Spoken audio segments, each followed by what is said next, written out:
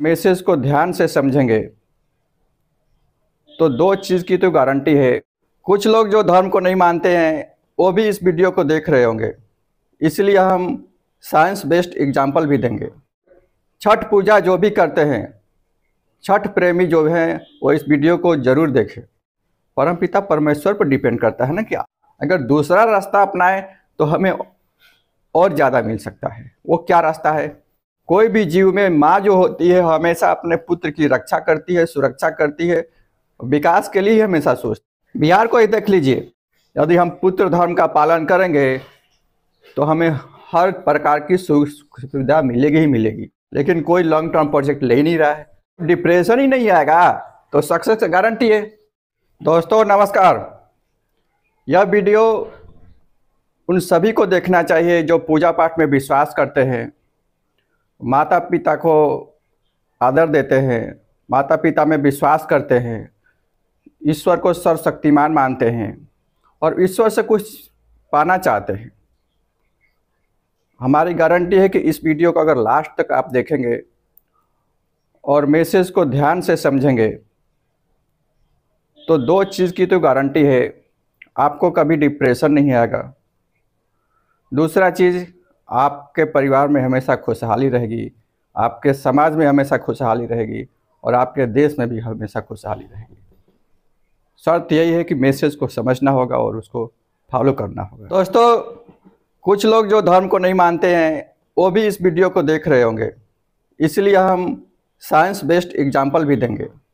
और छठ पूजा जो भी करते हैं, छठ प्रेमी जो हैं वो इस वीडियो को ज़रूर देखें। उन्हें क्या करना चाहिए, क्या नहीं करना चाहिए, बहुत कुछ सीखने को मिलेगा। पहला नंबर चीज़ कि न्यूटन का थर्ड लॉ ये बताता है कि क्रिया के विपरीत सेम प्रतिक्रिया होती है और जैसी क्रिया वैसी प्रतिक्रिया। तो जैसी हमारी इच्छा रहेगी, जैसा हमारा डिमांड रहेगा, जैसा हमारा कर्म रहेगा, वैसा हमको फल मिलेगा ही मिलेगा। ये तो साइंस ही बोल रहा है ना, और प्रकृति का भी सेम लॉ है।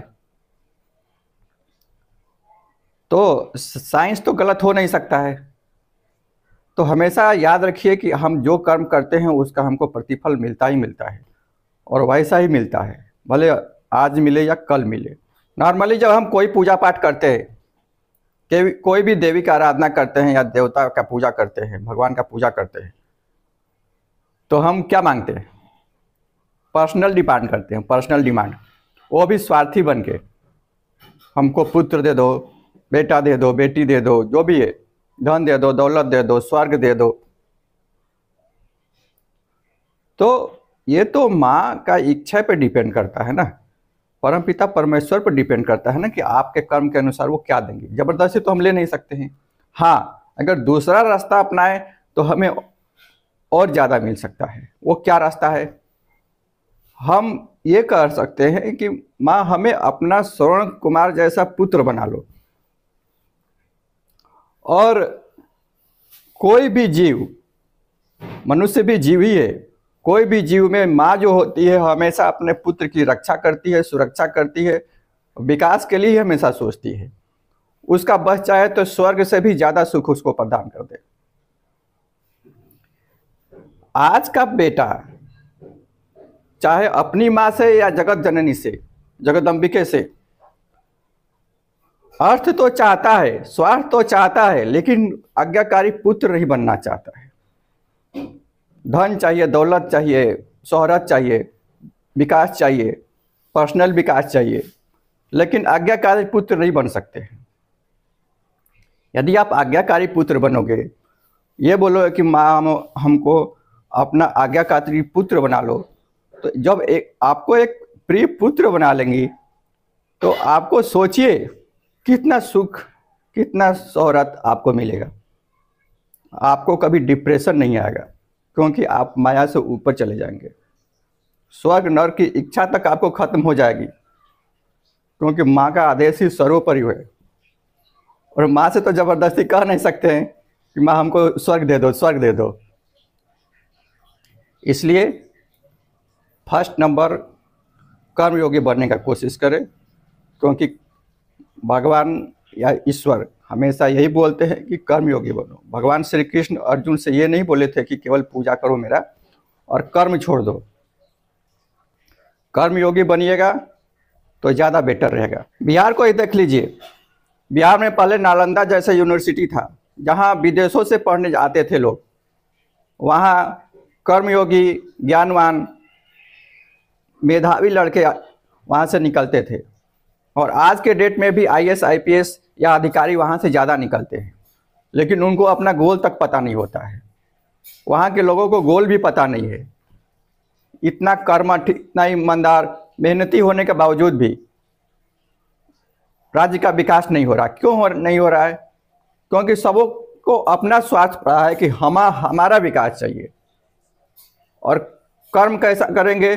जब पोस्ट मिल जाएगा, कोई भी छोटा या बड़ा पोस्ट, तो पहले लूट लेंगे दूसरे को, घोटाला मार देंगे, अपने काम को सही ढंग से नहीं करेंगे।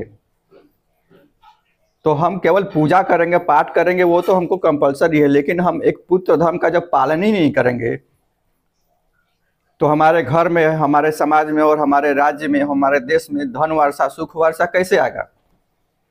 सिंपल सी बात है। यदि हम पुत्र धर्म का पालन करेंगे तो हमें हर प्रकार की सुविधा मिलेगी ही मिलेगी। अगर लोग चाह जाए तो बिहार का विकास केवल 5 साल में हो सकता है, 5 साल में, लेकिन कोई लॉन्ग टर्म प्रोजेक्ट ले ही नहीं रहा है। बाढ़ का वैसा ही स्थिति है, शिक्षा का वैसा ही स्थिति है, सुरक्षा और विकास का वैसा ही स्थिति है। केवल खुद का रिस्पॉन्सिबिलिटी है कि माँ हमको पैसा दे दो, हमको पैसा दे दो। हमारा स्टेट, हमारा समाज का कोई रिस्पॉन्सिबिलिटी नहीं है। आप खुद सोच के देखिए क्या स्थिति है, हम कैसे सोच रहे हैं। हमारा विश्वास ही नहीं, पूर्ण गारंटी है कि यदि हम छठ मैया को अपनी माँ मान लें और उनका आज्ञाकारी पुत्र मान लें, भगवान सूर्य को फॉलो करें, तो छठी मैया और भगवान सूर्य के कृपा से आपका घर में तो खुशहाली रहेगा ही, आपका समाज और राज्य में भी खुशहाली आएगा, इसकी गारंटी है। क्योंकि उस टाइम आप कर्मयोगी बन चुके होंगे। और केवल 10% जो पूजा पाठ करते हैं, केवल 10% लोग अगर कर्मयोगी हो जाएं तो धरती ही स्वर्ग बन जाएगा। धरती को ही स्वर्ग बना सकते हैं। डिपेंड आप पे है कि आप क्या करना चाहते हैं। अगर अपने घर को स्वर्ग बनाना चाहते हैं तो आपका घर भी धीरे धीरे स्वर्ग नहीं बन पाएगा, क्योंकि आप बिल्कुल सेल्फिश हो गए। कभी ना कभी डिप्रेशन जरूर आएगा। और जब आप एज ए पुत्र काम करेंगे, एज ए बेटा काम करेंगे, कर्मयोगी बन के काम करेंगे, तो डिप्रेशन नाम का कोई चीज ही नहीं है लाइफ में। और जब डिप्रेशन ही नहीं आएगा तो सक्सेस गारंटी है। क्योंकि डिप्रेशन, निगेटिव पॉइंट, निगेटिव विचार सक्सेस के मार्ग में सबसे बड़ा रोड़ा होता है, चाहे वो विद्यार्थी हो या बिजनेसमैन हो या किसी भी क्षेत्र में हो। तो यदि आप सक्सेस होना चाहते हैं तो सबसे पहले आप अपनी रिस्पॉन्सिबिलिटी को समझिए। केवल लेने के बारे में न सोचे कि हमको माँ से, हमको परमपिता परमेश्वर से हमको ये चाहिए, ये चाहिए, ये चाहिए। ये बोलिए कि हाँ पिताजी, हमारी रिस्पॉन्सिबिलिटी क्या है, हम बोलिए हम काम कर रहे हैं। हमको माँ बोलिए हमको ये काम कर रहे हैं। आपका कोई सेवा है तो बोलिए। ऐसी इच्छा अंदर से आनी चाहिए। ये नहीं चाहिए घर दे दो, शोहरत दे दो, वो तो अब मिलेगा ही मिलेगा, ऑटोमेटिक मिलेगा। कोई माता पिता ऐसा है कि नहीं देगा? हर माता पिता यही सोचता है कि हमारा बेटा खुशहाल रहे।